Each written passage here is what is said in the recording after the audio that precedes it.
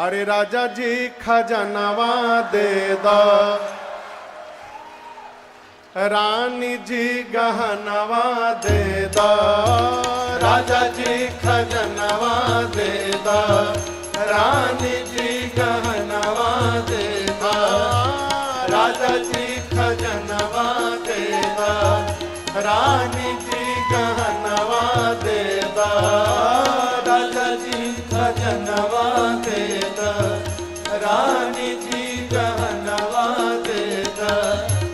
बाजीना मजीरा ऐसे हीरा रतनवा दे दो, राजा जी खजनवा दे दो, रानी जी गहनवा दे दो, राजा जी खजनवा दे दो, रानी जी गहनवा दे दो।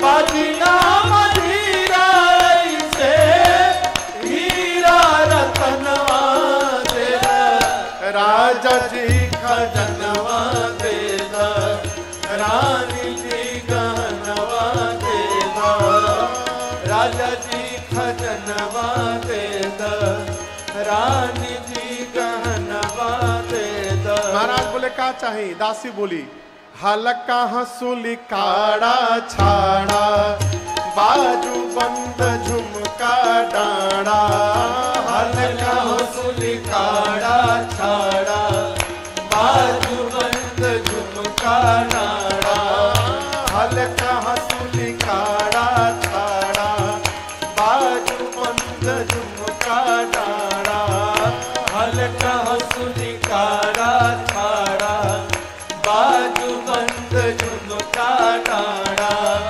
इहे यार मनवाय अपनी कान के रनवा दे दो, राजा जी खजनवा दे दो, रानी जी गहनवा दे दो, राजा जी खजनवा दे दो, रानी जी गहनवा दे दो।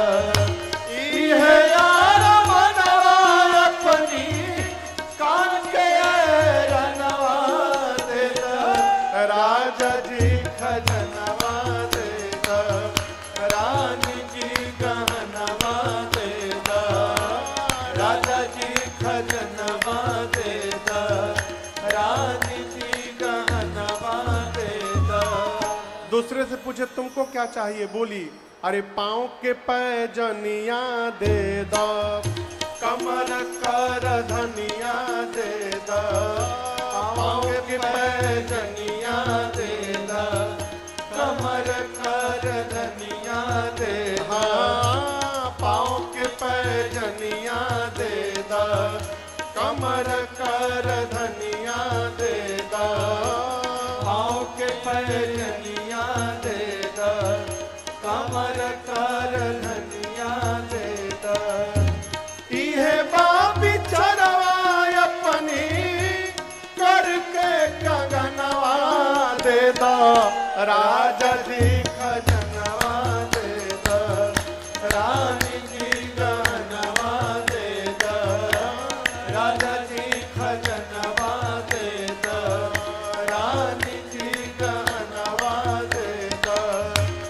इहे बाबी चरवा अपनी करके कंगनवा दे दो, राजा जी खजनवा दे दो, रानी जी गहनवा दे दो, राजा जी खजनवा दे दो, रानी जी गहनवा दे दो। तीसरी दासी से बोले तुमको क्या चाहिए? दासी बोली अरे हमारा तो कुछ ना चाहे, इहे इच्छा मनवा माहे, हमारा तो कुछ ना चाहे, इहे इच्छा मनवा माहे, हमारा तो कुछ ना चाहे, इहे इच्छा मनवा माहे, हमारा तो कुछ ना चाहे, इहे इच्छा मनवा माहे। इहे बास बनवा अपनी गोदी के ललनवा दे द राजा जी खजनवा दे द रानी जी गहनवा दे द राजा जी खजनवा दे द रानी जी गहनवा दे द बाजी नाम हीरा ऐसे हीरा रतनवा दे द राजा जी खजनवा दे द रानी जी गहनवा दे द राजा जी खजनवा दे द रानी जी गहनवा दे द राजा जी